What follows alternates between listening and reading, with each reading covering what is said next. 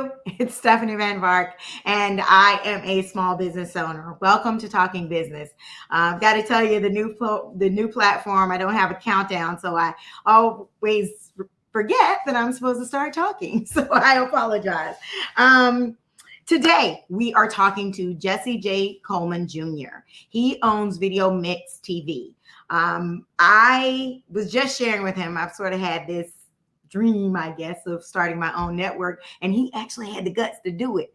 So we're going to probe him a little bit and find out how that came to be, and then what challenges he's had and the ways he's had to pivot in this industry. So without further ado, welcome, Mr. Jesse J. Coleman Jr.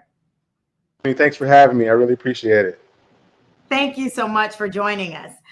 So we'll start with, who are you and what do you do? Well, my name is Jesse J. Coleman Jr., and I am the founder and president and GM of The Mix TV, a 24-hour music television network based here in South Florida. Okay.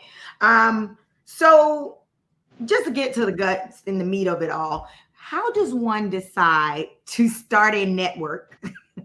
And what does Well, it take to go about doing so? well, early on, I mean, I've always been fascinated with television from a young person through my my time in college and that sort of thing. So I've always wanted to television business. And Mhm. after I started kind of working in the business, and you kind of reach those glass ceilings in jobs and that sort of thing. But I'm always aspiring to do more. And then I finally decided I really would like to own the channel. One time I had a job where a supervisor I was lobbying for days, and my VP was saying, well, if you could have any job in the company, what would it be? Without hesitation, I said president. I mean, that was it without hesitation. I'm not trying to be a head manager or anything like that. So, Right. Right. you know, so I was able to leverage some relationships I had with television station owners and that sort of thing. And, Viacom bought the company that I was working for at the time. And I really didn't want to work for Viacom. We wanted to take MTV down, we wanted to beat them. You know what I mean? So I decided to, this is a good time for me to step out and, that first step is the hardest one, as It's people the say. hardest one. Yeah. It's the hardest So, one, especially you for know, a network. That's not mhm, an easy lift. So yeah. that's definitely an ambitious goal. So was hmm the intent to, as you mentioned, to go after MTV and make sure much of your programming was centered around the whole music and video industry? Well, I always thought music was I used to work at this company called The Box, and I really, Mhm. really, really, really loved the way people responded to that brand. It was really ahead of its time, interactive television, that sort of thing. So I borrowed a couple pages out of the playbook when I left The Box and applied that to what I'm doing. I really advise people to, while you are in the workforce, learn as much as you can, at someone else's expense. And even learn from other people's mistakes as well, Okay. because then you're kind of poised to do things for yourself. So before the show, actually, I get some juicy conversation prior to. You mentioned that you have been able to lean on your engineering background. Was that what you studied? And what aspect of your engineering background have you been able to really that has served you well in this business? Well, I went to college. I studied electrical engineering at North Carolina A&T State University, Mhm. and actually, while in college, I mean, engineering, like a lot of fields, there's a lot of different areas you can specialize in. So I specialize in communications in my field of study, and then I decided, television is an applied science. That's how I look at it. Television, it's really incredible for you to see pictures across the world, people talking in real time, and those sort of things. So television is an applied science. But a lot of what had come to find is a lot of people that work in engineering and television don't necessarily have the degree that I had. You know, Mhm. because Mhm. television it's a very practical, hands-on, especially the day-to-day engineering things, fixing things, transmitters, and so it's really a diverse skill set that you have to have.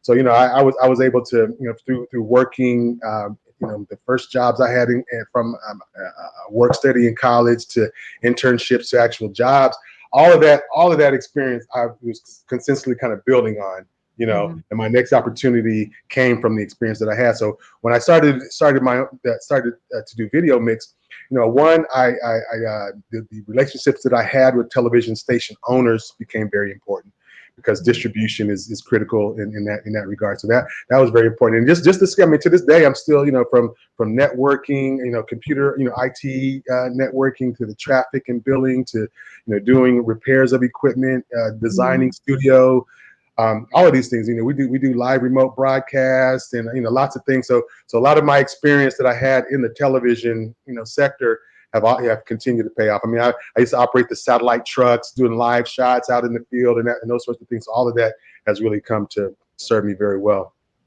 Well, you talk about repairs as part of one of the things that's very important to you, and your ability to be able to do so. We are in an area where hurricanes and weather are a huge factor. Has that been something that you have been concerned about? Has it been something you've had to um, pivot as a result of, um, how, or are you set up operationally to be prepared for those kind of um, circumstances that you have no control over?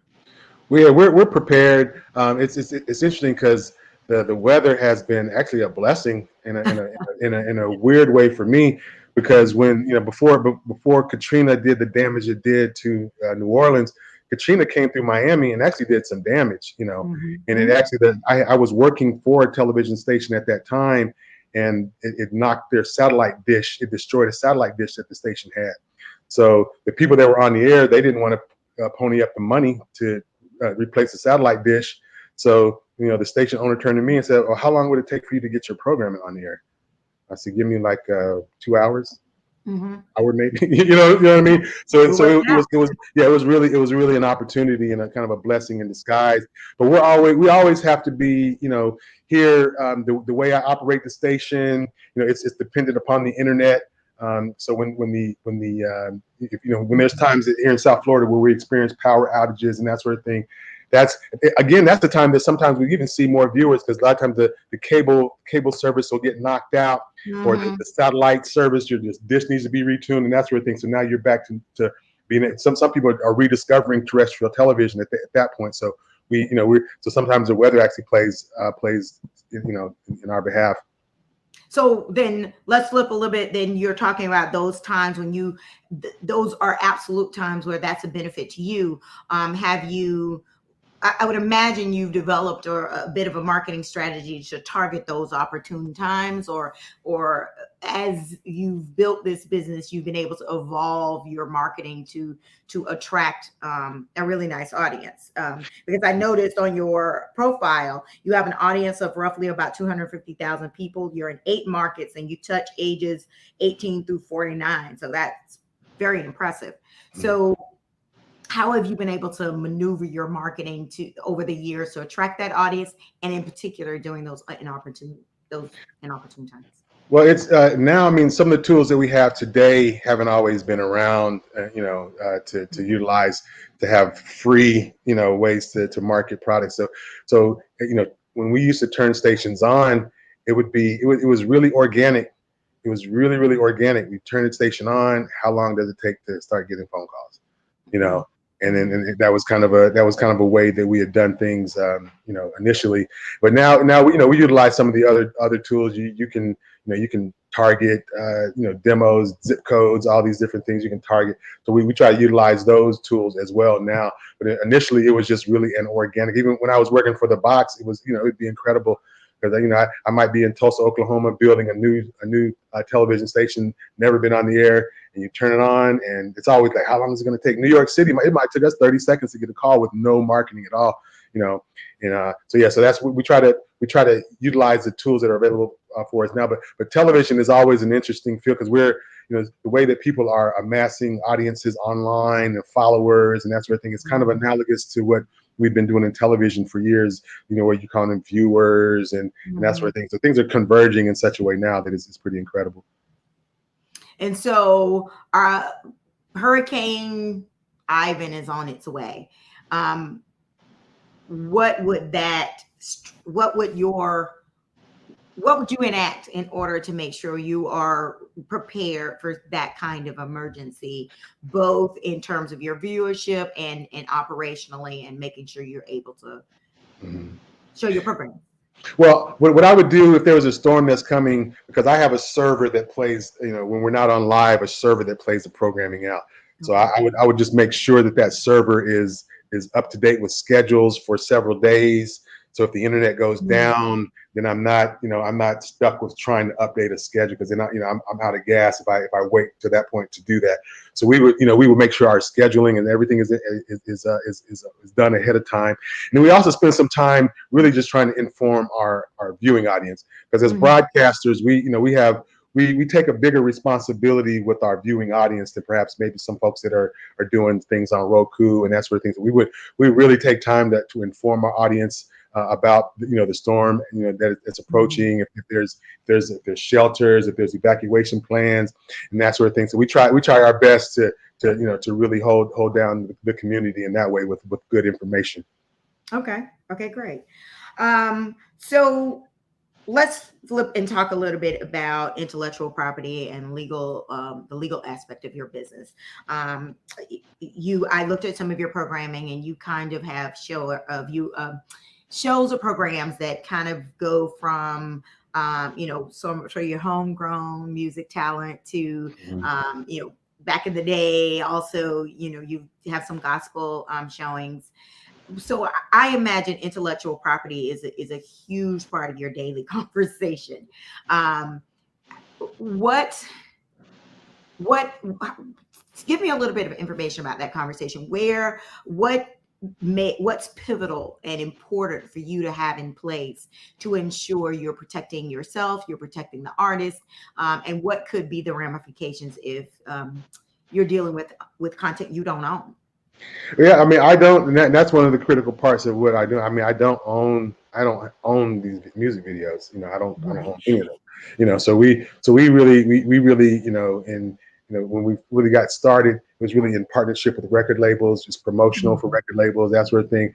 Because most of the times, when music comes out, there's probably like about a 90-day window that it can be monetized, at least from my perspective. But then after that, a lot of time, a lot of whether it's radio or video channels, the music kind of goes away, and it doesn't live. Like you'll hear people say, "Oh, Tupac's the greatest, Biggie's the greatest," but you don't hear their music. You know, Right. or you say all of a sudden when you hear the music, oh man, it's a bunch of Tupac songs playing. Is the day that Tupac died, or is it what? Right, right, You know, right. and that's really it. So I That's just I true. just I've always taken exception to that. I think that there's just so much more ways to celebrate music. For a quick example, during the pandemic, I decided, when the quarantine and stuff first started, I'm gonna put a lot of music just to uplift people's spirits. Mhm. Mhm. And you can do that with music. So instead of just really the doom and gloom about everything, we're gonna put in some Al Green. Everything's gonna be all Yeah. right. Yeah. Yeah. Soul to soul, back to life. I mean, there's a lot of things that just try to help inspire people. So that sometimes that's all we have is each other. So Absolutely. back to your question. I just try to be a steward for the videos that we air. In partnership with our music partners, and, Mhm. and just try to represent them in a good way. So I mean, and the things that I do on television are a lot different. I don't, when it comes to language and content, I'm a lot more stringent than most people probably think I would be when it comes to that. Because like again, as a broadcaster, we have that bigger responsibility, for the communities that we serve. And then I just don't want to have imagery that just make us look so bad. And I Mhm. mean, I can control that. We don't always have people that's a gatekeeper that's really looking out for our best interest. Mhm. So I feel like I'm That's one that's gonna try to help raise the standard. This conversation that came up about this Cardi B making a stallion video recently. It's really surprising that we spend so much time yeah. trying to bring up that type of thing. I just want to raise the standard. I want us all to be great. You know, And your audience is we didn't talk about that, but I'll let you share. And your target audience. What is your target audience? Well, we have segments of our audience. We actually have a 12 to 24, but that below 18 is not really valued by advertisers for whatever reason. But we do have that as a part of our audience. Okay. The 18 to 34, which is the meat of our audience. But then we even have an audience beyond that, the 25 to 50, 54, because it's been a blessing being on for 20 years. We've had a couple of generations of people that have grown up, consuming our programming.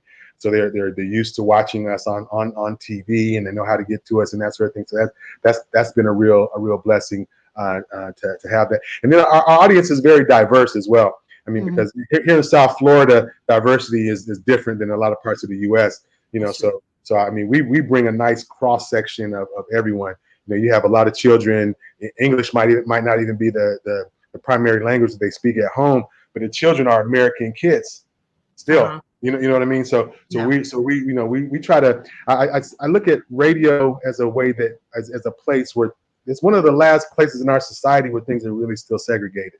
You may have barbershops and churches to a certain extent, but radio it still segregates music. Very segmented by the genre. That's you true. know and then because on video mix there's certain flow rider records you will never hear on WEDR, Okay. because Flo is a much bigger artist. He has a big pop catalog and that sort of thing. So it's a lot of stuff that Flo does that is not on WEDR.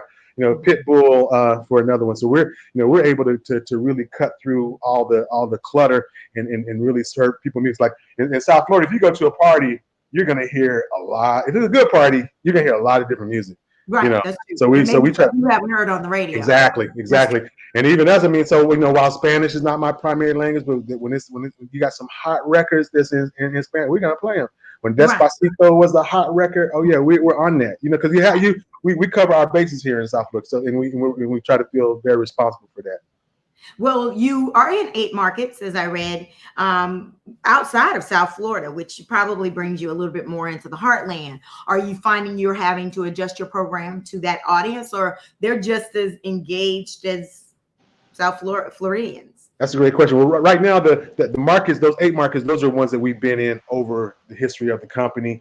Right now, we're on in South Florida, and we will be reemerging in Atlanta when our broadcast partner comes back on the air. But Okay. but at one point, yeah, that's a great question because when I was on in North Carolina, you know, I really had to pivot when I was on in North Carolina because I was like, wow, Imagine. That's a little bit I different. can't. A lot of the Two Live Crew couldn't play that. A lot of the dance hall hot walk in all that. I mean, a lot of that stuff. It was just too hot for that area. Mhm. The values. I don't necessarily say values, but just the way people perceive things is just different.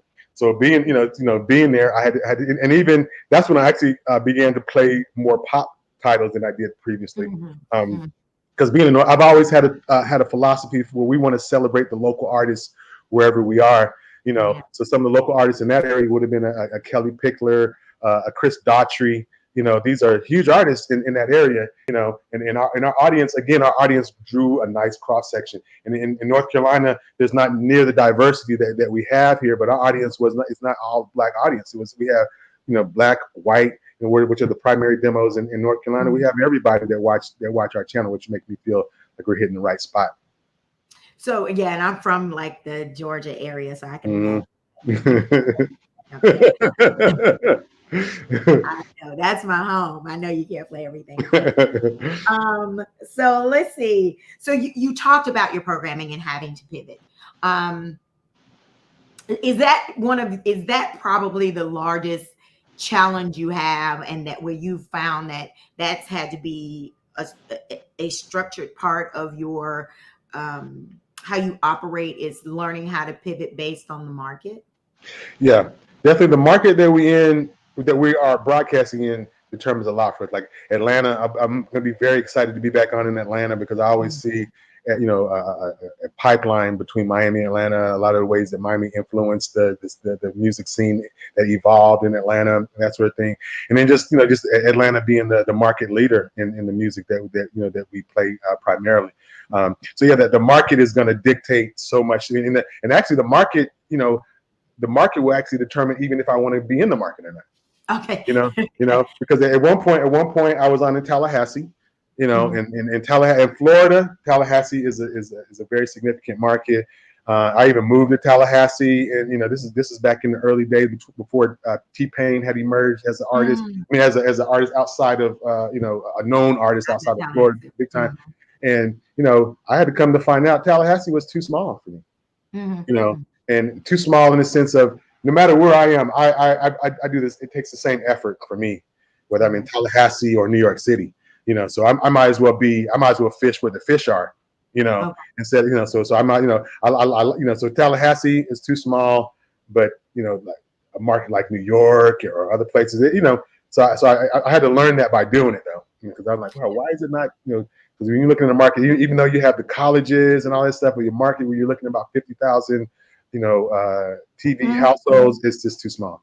mhm. It's just too small. So, do you have a sales staff that helps you identify where these markets should be, or is this really based on the relationships you've established in these different markets?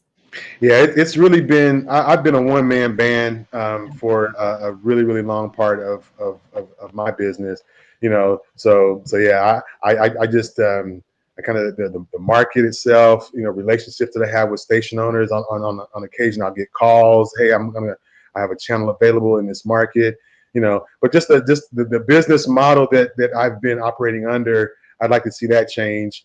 Okay. Like back in the day, I mean, ESPN was one of the cable networks that changed the paradigm, and ESPN, because there was a time where you're paying to be on cable, you're paying to Mhm. be paying your way to be on, and then ESPN really changed that, and they started getting these subscriber fees and all Mm, these sorts of things, and that changes the game. Because I mean, I've been I'm a small business. I'm that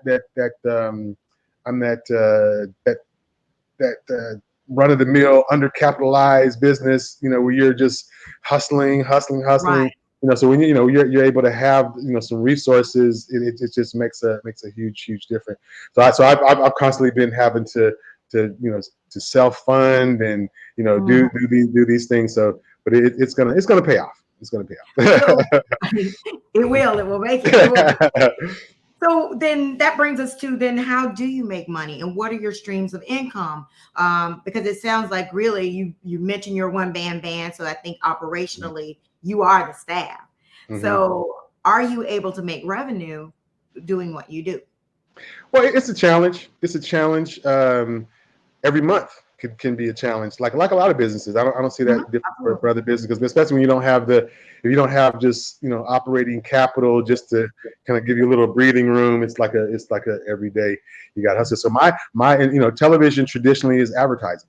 You know, so that's my primary revenue stream is Mhm, advertising, and it's primarily local direct business as well. So I'm mhm, dealing with the other local businesses where I can go in and sit down and talk to the business owner and talk to them tell them how I can help increase their market share and those sorts of things. So that's and then we don't have there's not really a lot of sponsor. Well, I have a little bit of sponsorship. The sponsorship kind of still kind of comes under the advertising. It's kind of a function of our advertising packages that we offer.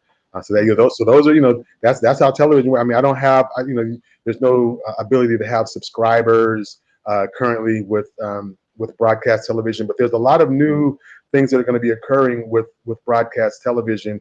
There's a new modulation scheme called ATSC 3.0, and so the way you receive television is going to be changing in the future, and it's going to be Mhm, a bit in our favor. So we're going to be able to offer some ancillary services. There's some discussion of being able to offer perhaps cellular phone service through the oh through the wow. broadcaster, yeah, and also being able to quantify your audience, because right now I don't care what a radio station or television station tells you, they don't know how many people are tuned in to their channel. They can sit here and give you all The the Matrix metrics that did it, but they but but they do not know. I mean, they saw it. yeah, the internet is different, because the internet you're able to see in real time who's logged on, but you cannot do that in television. But with the new broadcasting scheme, there's going to be some ability to quantify audience, which is going to be really great for us as well. So Right. so Right. yeah, so I know those are you're the things I'm looking forward to try to leverage to still get to the dollar. So let me tell you real quick. Like, so for me, one of my goals has always been to get back on cable. You know, but cable would cost me to reach the same audience that I'm reaching over the air. Cable would cost me over $100,000 a month. whoa, whoa, Yeah. whoa, And whoa, the, and the, and the guy, the person from the cable from this is with Comcast. So here Comcast told me that was like it's okay. I thought it's like a handshake I'm supposed to give or a password. that I say, because like who goes into a business when you're letting that's before you feed your family. You're $100,000 in the hole every For the month. month, you said. Yeah, that's not the year, that's the month. I said, you know what, that's ridiculous. That's ridiculous. No, Because trust me, Channel 7, 4, 10, these other broadcasters in this market are not paying $100,000 a month to be on cable. So a lot of times in our in the business that I'm in, there's not a lot of minority ownership. You know, right, absolutely. they create barriers of entry. Because trust me, if Video Mix was on cable TV in South Florida, there would be a problem. There would be a problem. There would be a shift in revenue that would happen in this market. Trust me, because No, go ahead. Go ahead. you would have some of the radio stations sitting in meetings trying to figure out what happened to the cheese. What happened to our money that when you look at pacing, last year we were making this much by this. What's going on? And I would be the one that's eating your cheese. Because if we were in a league, if I was in a level playing field, I would be a problem for them. I really would. We've already done it. We've done it before. We've been on cable. I took a job as a program director at a TV station so I could Mhm. have Video Mix on, and I didn't have to pay for it. You And did know? that work? Oh yeah. Okay. Oh yeah. Okay. Oh Okay. yeah. Okay. Tremendous. I mean, That was a I, I, pivot. I, That was a I pivot. oh yeah. I turned from having to do sales to I was almost a commodity broker. I'm just answering the phone. you know, and I'm doing the same thing. That's why I know if I were That's to do that, but I wouldn't be able to offer people the same deals on advertising. Because for a small business, you can actually thrive with me, because I had someone tell me that what was the show on Fox that was big with Terrence Howard and Taraji, um, Oh, Empire. Empire. So Empire was the big show. It would cost $15,000 to do a 30-second commercial on WSVN Yeah, that sounds about right. for one 30-second spot. That same $15,000, you could probably be on Video Mix for 6 months every day. And I Yeah. would, I would put my 6 months every day versus one 30-second spot. I would do that. I would stand against that and see what would give you the biggest return. And I actually knew of another network, a local network was trying to start here, and they started really bold. It was very impressive for a while. But you're right, immediately it sort of very quickly it started, I guess it started eating to some people's cheese. And Mm-hmm. all of a sudden it sort of disappeared. I was like, Mm-hmm. that was a good idea for a while. Yep. We have a question from Miss Aisha Manning. Hi, how are you today? Does Video Mix have an online streaming service? Yes, we do. We offer a simulcast stream for our programming. So if anyone is on our IG page is at Video Mix TV and go to the bio, you're able to click and you can see a simulcast stream of what's being broadcast over the air. It's Okay. also on our website, and we'll be doing some other things, kind of trying to leverage that streaming opportunity. So people, you can always Way have to it. Oh yeah, work it's there. at it. I mean, it's there. But I've always, I guess I'm a broadcaster in my blood. So I've always just see a bigger value as far as localizing when it comes to television and that sort of thing. But but the convergence of television and streaming and all of that, that's been on its way for several years now. Absolutely, Mhm. absolutely. Thanks for that So question. during the pandemic, which was sort of the backdrop for the launching of this show because it prompted a conversation about how businesses have been able to stay alive, not just even during the pandemic, but it really shines a light on many of us who, like you said, we're all trying to figure it out and we're all sort of hustling and figuring out answers day to day. Um, were you able to benefit from some of the opportunities that most small businesses were able to, like the PPP loan or the EDIL or any of those grants opportunities that were being offered? No, no, I didn't get any of that. It was Right. something because I had some people that I know that got some of these disbursements, but I had already filed my taxes and everything, and some folks are going to regret some of the things that they've done to get this money, down the roads, because some of the people were telling me the things that they did and they got a lump sum of money. I said, I'm not going to do that. I said, I filed my tax. It's going to be red flags that come up as soon as they're doing their cross referencing stuff. And I said, I'm not going to do that. I said, So you I didn't even try. You didn't feel like it was going to be oh no, beneficial. I did. Oh, I did try. Oh Okay. yeah. Oh, trust me. Oh yeah, I tried, but And I may just I didn't ask, get and it. you tell me if I'm being too nosy, what were some of the reasons why your business wasn't considered for some of those opportunities? Well, I didn't make some of the milestones. I think that they were looking at it in dollar amounts. Because I mean, if I was making $400,000 or $500,000 in a year, I wouldn't need that. I wouldn't need that Right, PPP. absolutely. You know what I'm saying? So you got people putting that on this thing. I made $500,000 and I spent 200,000 to make the and trust me, if I, but my margins are such that I'm not underwater. Okay. So I'm very thankful for that because I was very surprised at businesses that you see that you're like, wow, you just think that they have it all together, Yeah. and in 90 days, y'all are gone. I'm like, wow, I'm not making the most money by any stretch, but I'm still able to survive. But I was really puzzled by this. Like, what is all this a facade? All this stuff that you see, is it real? Because like, what is going on? What are people doing with their money? And that's These the reason businesses. behind, I guess that was the reason why I loved having this conversation, because you're right. That it is amazing. You say 90 days. There were people who were on the stretch in 14 days. So Mm-hmm, what aren't we doing right in this yeah. ecosystem that we are supporting small businesses, but you can't stay alive for 14 days Yeah. in Well, no, I'm talking about some of these bigger corporate like yeah, Cheesecake that's Factory and true. You're right. some of these big ones because it's a blessing. I mean, the smaller businesses, we always take the hit first, but it's nice. It's nice when I see some of my colleagues that are in their businesses and they're able to maintain staff and continue going. I look at Finger Licking, I look at House of Mac, I look at Chef Creole, I look at some of these businesses, and when you're in business, you kind of can understand some of what it takes to sign those checks, and it's a lot. It's a lot to provide for people like that. Because at the end of the day, you may be able to live in a nice home and that sort of thing, but it is a lot of responsibility and lots of Mhm. things every week for people for you to be able to continue to provide salaries for people. So yeah, I would just like to see more people in South Florida kind of be more, practice cooperative economics more.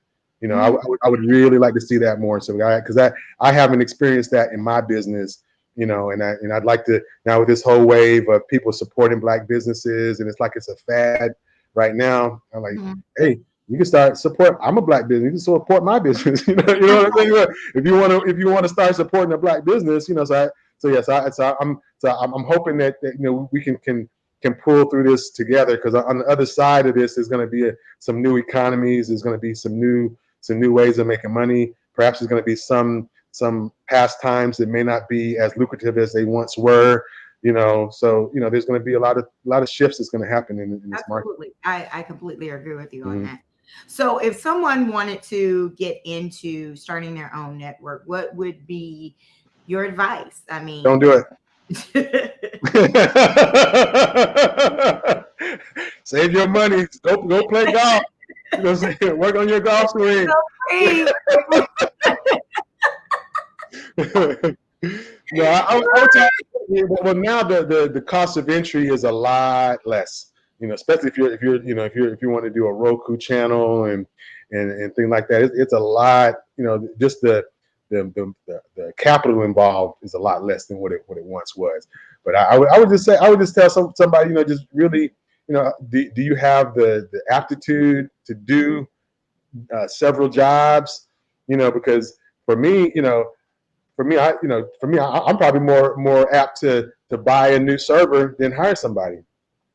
You know, because I have demands that are 24 hours. I got to have things done and stuff like that. So anything I invest in has to give me a quantum leap in the return, whether it's saving me time Mhm, or mhm, or always saving money or something. But saving time is also very mhm, important for me. mhm. But yeah, I would just say, make sure you have a passion for what you're doing, and don't just be doing something because it's you're you just there's a trend that you see that's Absolutely. going on. Because you have to, because in the days and when there's no money coming in, there has to be something that's going to continue to keep the fire burning. you Right. know and Absolutely. for me, I mean, I have a video mix TV is a passion project for me. I mean, it's something that it's almost like a lover. You know what I'm saying? It's something Wife, that move over. This is hey, important. I've been very, and it takes that sometimes. I mean, sometimes I feed my business instead of feed myself. There's times that you have to make those choices. So yeah, That's I just, entrepreneurship. oh That's yeah, entrepreneurship. uh-huh, No matter yeah. what the product, that's Mm-hmm. entrepreneurship. You know. Yep. And that's something I had to learn. Like I went to, I wasn't a business major in college, but even if you're a business major, there's certain things that you're going to have to learn by doing. Yeah. You got to be out here and do it. Because I don't know if in business school they tell you just because you give somebody an invoice doesn't mean they're going to pay you. You know, And what are you after you going to provide do a when service. they don't? Exactly. Exactly. Those are things you have to learn, to keep your Wow. business rolling. So I've had to institute policies just to, you know what, that's not going to happen again. It's not going to happen again. You're trying to, because I will never, unless a business is like a, they have the Dun and Bradstreet and all this stuff, you got to pay in advance. And Yeah. that's Yeah. just how it is. When you go to the cable company, it's the same thing. I can't give you credit. Right. I'm not giving credit. With You know, credit. you know what I'm saying? Yeah, I don't because know.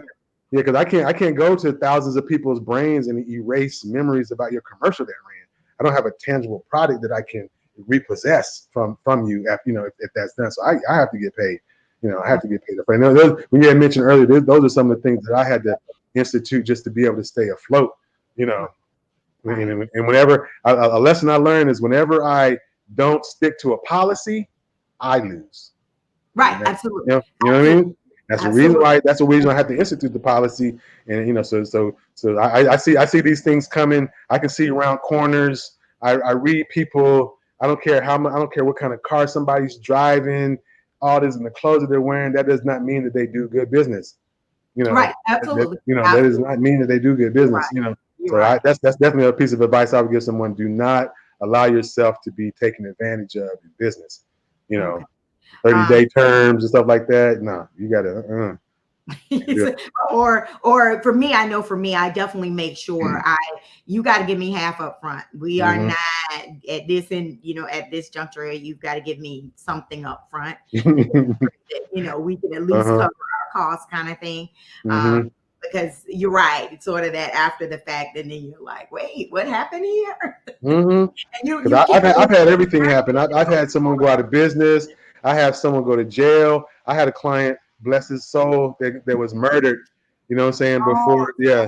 And then there's so that that's an extreme. I would definitely I would prefer for this brother to be alive, and I take a loss on that one. But just in the grand scheme of things, you just want to just take care of your business. And then when you find people that do good business, I really appreciate that when people do good business. And I'm not all of a sudden you're not answering the phone and all these little games, because I don't have time for that. I don't have I time for know. that at all.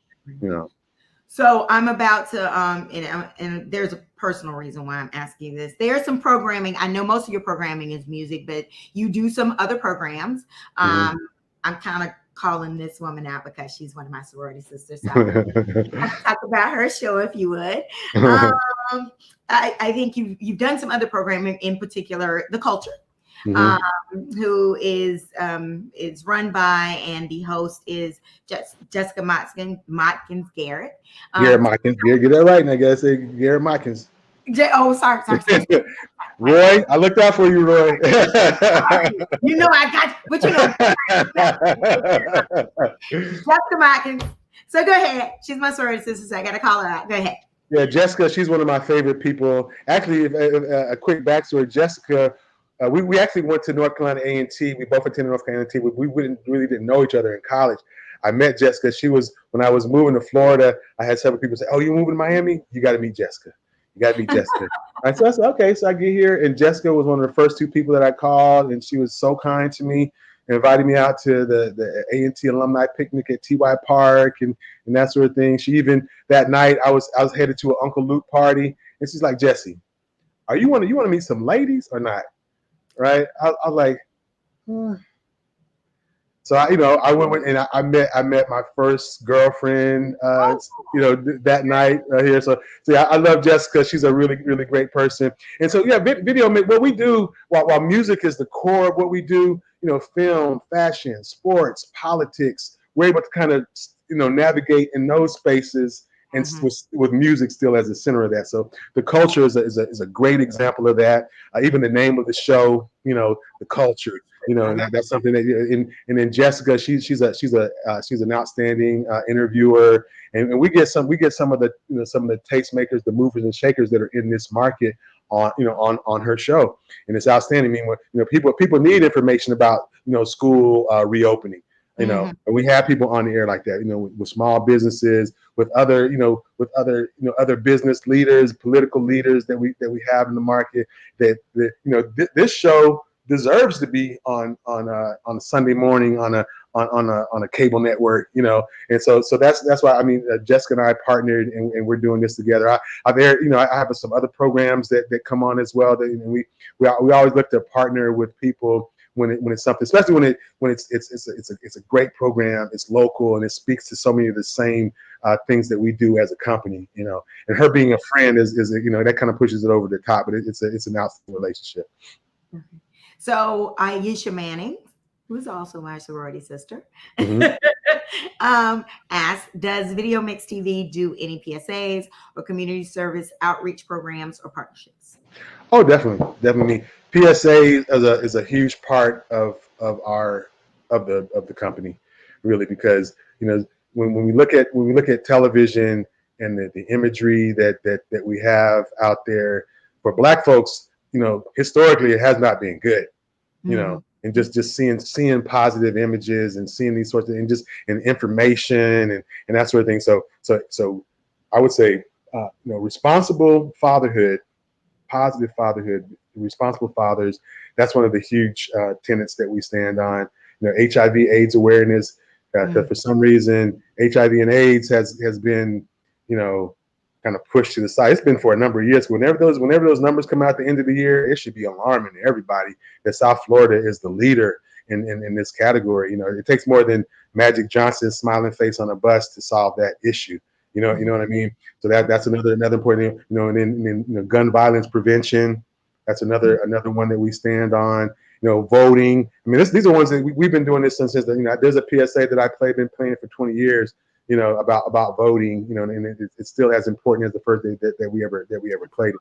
So these are things that are hugely important. Important. We look to partner with people that like the Circle of Brotherhood and other organizations in our community that are doing such great things for people. We have to do it ourselves. We gotta sing our own praises at times, and we gotta be responsible for things that occur in our community. So a lot of times I take issue with radio stations that play certain music, but then claim to have a certain stance against gun violence and other things. They just I just have a problem with that. That's kind of true. That's kind of true. Like, I mean, Video Mix we were one of the first in the business to just totally cancel R. Kelly, and this is many years ago.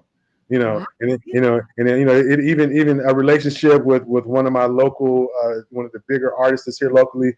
That relationship was fractured as a result of that decision. But we stand on the right side of history. The whole rest of the business, all of a sudden, it's like they just found out about the stuff that's been going on for 17, 18 years. I wanted to bring up that when they brought R. Kelly to Jazz in the Gardens, I really wanted to make a statement at the press conference, and I did it. And I was a bit ashamed of myself for not doing that at that time. You know what I mean. But we stand on what we believe. And I'm in a position where I'm it's thankful that I'm able to make certain decisions, and if it doesn't sit with my spirit, well, it doesn't happen. And I don't have to sit and have a whole bunch of meetings and try to Mhm. convince somebody about it. So I'm able to make those decisions. I pay the cost to be the boss. That's true. So, well, we are going to wrap up, but before we do, I really want people to know how they can find you. Video Mix TV. We really encourage you to check it out. And I got to say, I learned about the show at the network myself, so I'll definitely be tuning in and hope I Thank can you. stay connected. Please share with us how we'll be able to find you in the future. Okay, on all social media, Video Mix TV.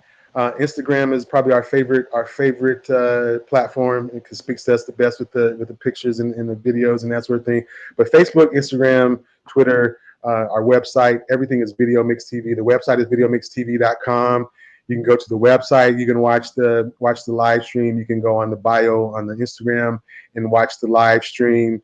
And you can also get a hold of me, Jesse, spelled like that. All you see on the screen, JESSE, at videomixtv.com. You can reach me directly. I do my best to respond to all inquiries, big or small, and would love to learn more about people in this market, other markets, and how we can just do better as people. We just need to do better, everybody. So yes, I'm so glad you agreed to come on the show. I'm very great to meet you. I'm definitely wait. Actually, Aisha said found in videomixtv.com for streaming video mix TV on IG and Facebook. So she was just There we go. sharing information. Okay. All right. Um, so Thank you, Aisha. I appreciate the questions. thank you again for joining the show. It was definitely a learning experience for me. Again, I hope we can stay connected. And I hope we can get you on the show again. Thank you Um, so much, Stephanie. Congratulations on your program, and thank you. I wish you nothing but success down the road. And if I can ever be of assistance to you, please reach out. Thank you. Will do. Will do. So Mm. have a good day. Thank you, everyone, for tuning in again today. That was a wonderful show. And I know I really got some good information from that. And I hope you did too, especially for those of you who are going into small business ownership in general, to be honest with you, whether the product is a network or you have a widget. Those are all morsels of good information to know. So we initially had a show scheduled for Thursday, but we won't be able to do that show. But stay tuned. We're still going to run one of our past shows, which is just as informative today as it was when we did it a couple of months ago. So you will see that on Thursday. And next week, we have two guests. On Tuesday, the 29th, we are going to talk to artist Rashawn Alexander. We talked a little bit about how music has really turned the emotional dial during a pandemic. And art, I feel, is the same way, but there's a business behind art. It's very important. So we will have a chance to talk to him about that. And then on the first lot of October, we will launch the first National Women's Small Business Month show with actually someone that's been working very closely with our show here, Talking Business, Ashley Andrews. So I'm very excited about that. She just launched a social media marketing company, and we're going to talk a little bit about how that launch has been going and the challenges of startup during a pandemic. Those are all pivotal information. That's pivotal information I think we need to know. So thank you so much for joining in, for tuning in. We really appreciate the love and the constant review. And we look forward to seeing you next week. In the meantime, stay tuned and check out Talking Business on Facebook. We like to post updated information for small business owners about grants, about opportunities, anything that is out there. We would definitely like to be able to interview. And I see here Aisha Manning saying, great interview, Stephanie Creates. Thank you. I love you Talking Business, the Comedy Underground series. I'm assuming that means I need to connect with them to interview. So we'll talk a little later. So thank you again. Y'all have a great day. Bye-bye.